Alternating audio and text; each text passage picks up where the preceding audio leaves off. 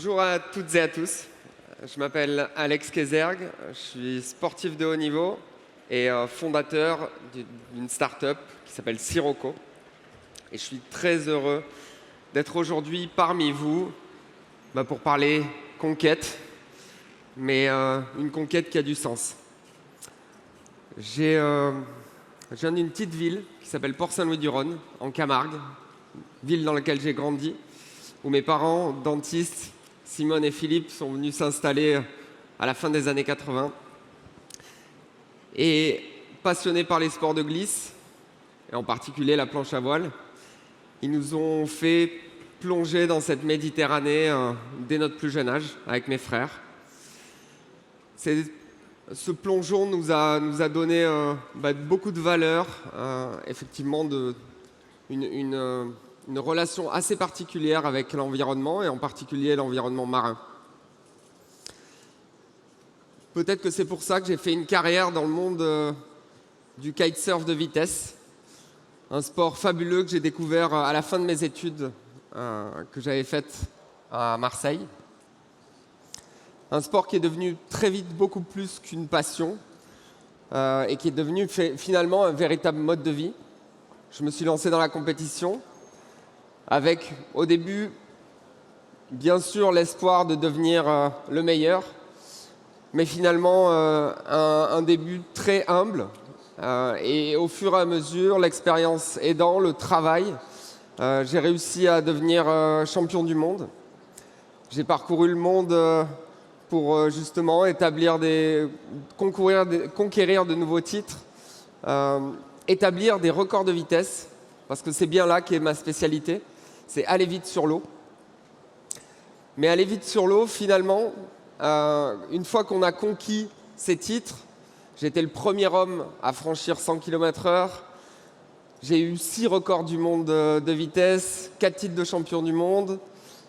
Aujourd'hui, je détiens toujours le record du monde de vitesse en kitesurf à 107 km/h. Finalement, qu'est-ce qu'on en tire de cette conquête? Alors effectivement, pour la fierté, pour le palmarès, c'est juste génial. Ça m'a permis quand même de faire 15 ans d'une carrière fabuleuse, faite de voyages, d'exploits. J'ai fait beaucoup de rencontres. Mais au final, qu'est-ce qui reste de cette épopée, si ce n'est à inscrire son nom dans l'histoire d'un sport? Fabuleuse expérience. En parallèle de ma carrière de sportif, j'ai été également directeur sportif d'un think tank d'entrepreneurs qui s'appelle The Galleon Project.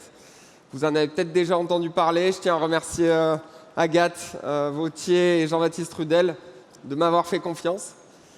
Ce think tank, j'étais le directeur sportif de ce think tank, j'emmenais les entrepreneurs de la tech un peu partout dans le monde devenir finalement de meilleurs kitesurfers. Et en même temps, ils me faisaient découvrir comment fonctionnait leur société. Et c'est le modèle qu'on a choisi avec Sirocco, le modèle de la start-up d'hypercroissance, parce qu'on pense que c'est avec ce modèle-là qu'on peut avoir de l'impact. On parlait tout à l'heure de conquête. Aujourd'hui, on se lance dans un nouveau challenge. J'ai été super fan de Bertrand Piccard et de son épopée Solar Impulse, où il a surmonté toutes les difficultés. Il a assemblé une équipe de très très haut niveau. C'est justement grâce à cette équipe et à l'innovation qu'ils ont déployée qu'ils sont arrivés à atteindre leur objectif de tour du monde sans énergie fossile.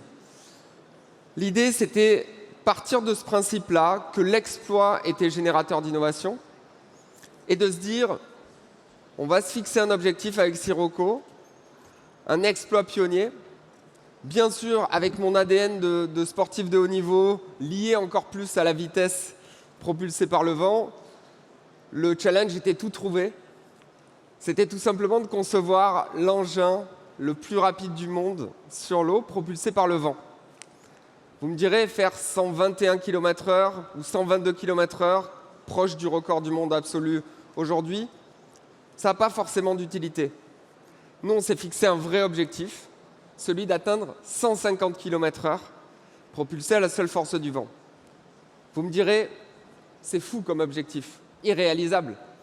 Et finalement, nous, on pense que c'est possible, alors on le fait. On le fait grâce à qui? Grâce à l'équipe qu'on a assemblée, grâce à ce projet. Parce que finalement, l'équipe qu'on a assemblée, c'est une équipe pluridisciplinaire, faite de très grands talents. Je tiens à le souligner d'ailleurs, il ne faut pas avoir peur de s'entourer de gens qui sont beaucoup plus intelligents que vous. Aujourd'hui, on a des développeurs, on a des ingénieurs, on a des architectes navals, on a des docteurs en physique, des spécialistes de la simulation numérique. C'est là que sont les challenges pour nous à relever. L'idée, c'est donc avec Sirocco de développer de l'innovation. Cette innovation, on va la mettre au service de quoi? On va la mettre au service de la transition énergétique du transport maritime. Pourquoi, me direz-vous? Ok, il est passionné par la mer, super. Il veut faire quelque chose d'utile, super. Mais le challenge de la transition énergétique du transport maritime, il est juste colossal. Imaginez, à l'heure où on se parle, c'est 20 millions de containers qui naviguent sur la mer. C'est 11 milliards de tonnes de marchandises transportées chaque année. Et un volume de marchandises qui ne va pas régresser, mais on prévoit de multiplier par 4 les échanges et donc le volume de marchandises transportées dans le monde d'ici 2050. L'idée, c'est donc de développer de l'innovation pour ce monde de la décarbonation du transport maritime. On sait qu'on en a les capacités avec Sirocco. Et je vous invite à suivre notre aventure, ce record du monde de vitesse, générateur d'innovation durable pour de l'impact. Merci.